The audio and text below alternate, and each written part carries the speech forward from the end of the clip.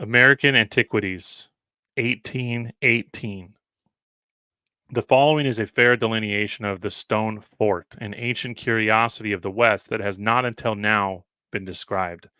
About 40 miles from this extraordinary work, and about 2 or 3 miles from the town of Columbia, Maury County, Tennessee, a cave has been discovered containing a variety of earthenware bricks of a form different from those of modern manufacture, and an iron sword resembling the saber of the old Persians or the Scythians.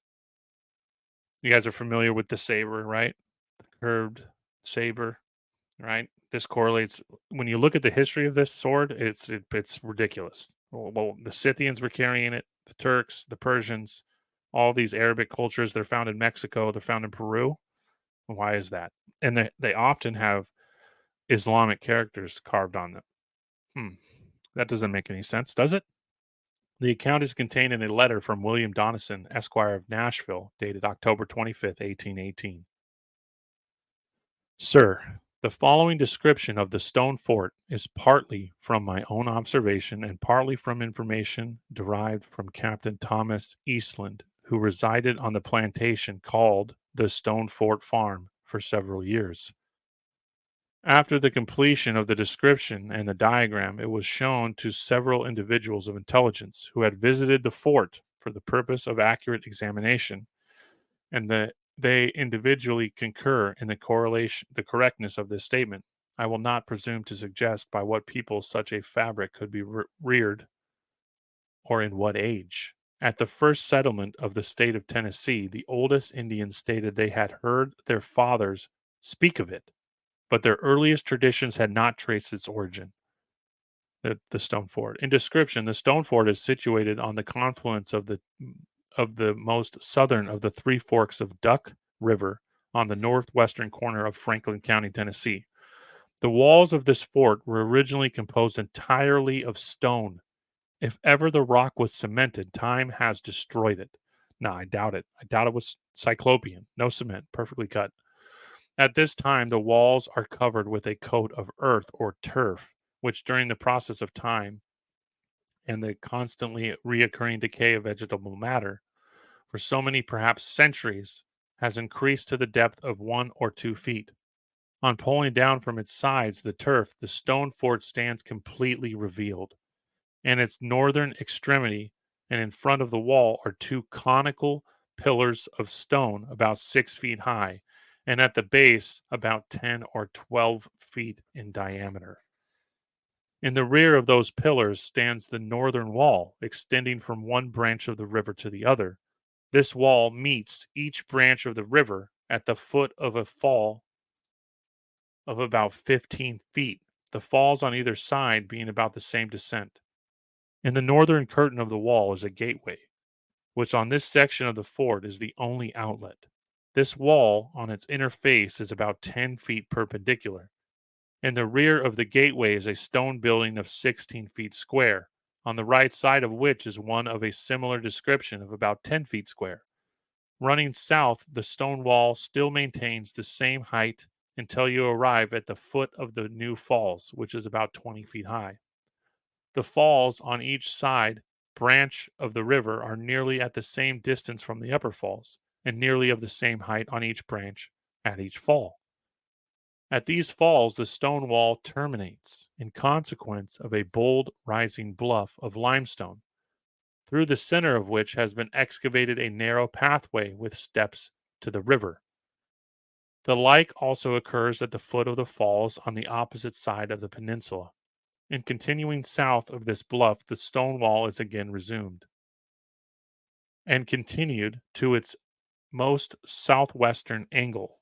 From the most southwestern angle at right angles, the south curtain is continued from river to river. In this wall is also a gateway, the south wall on its inner side almost 8 feet in height. The wall on the eastern side of the fort corresponds with the one on the western side of the wall. As to the bluff at the foot of the fall, the excavated passage and the continuance of the wall after passing the bluff to the most southeastern angle of the fort. On the south side of the south curtain of this fort, I apologize. This language is difficult and annoying, really. We're building up a structure in our minds, and I know that's hard to do with how I'm reading this. The south curtain of the fort, there is a base of the wall, a ditch of about 16 or 20 feet in width, extending from river to river. Here also appears to have been an immense excavation. And that's it. That's where I ended it. That's dumb. Oh, that's not where I ended it. Perfect. An immense excavation of earth. I'm going to finish with this article, you guys. Okay, so we're almost done. The average breadth is from 80 to 100 feet. Holy shit. Did you hear that? The average breadth is from 80 to 100 feet, and the ditch was 20. We're dealing with this is like a Starfort, essentially, when you look at the ditches and how the ditches are made and the walls and stuff like that. Okay, we're dealing with the ditch 20 feet, and then we're dealing with the breadth from 80 to 100 feet and about 40 feet in depth, extending from river to river. So this is like when the river level, this was a moat. This was full of water at some point. Perhaps the shape of the river was different, or the height of the water was different, or who knows? I mean, this thing is buried, so how far down we would have to dig to get this to be filled with water again. But it's like a star fort, you think of European style, where the moats are full of water, right? 40 feet in depth, extending from river to river, the bottom of which and next to the walls is the ditch, right? Right off the wall, you have the moat. The walls of this fort are generally of the same thickness, being about 16 or 20 feet at the base and at the top from 4 to 5 feet. 20 feet thick wall. It appears probable that the earth taken from the excavation has been spread over the face of the fort and the narrow strip of land which is south of the fort and next to the river.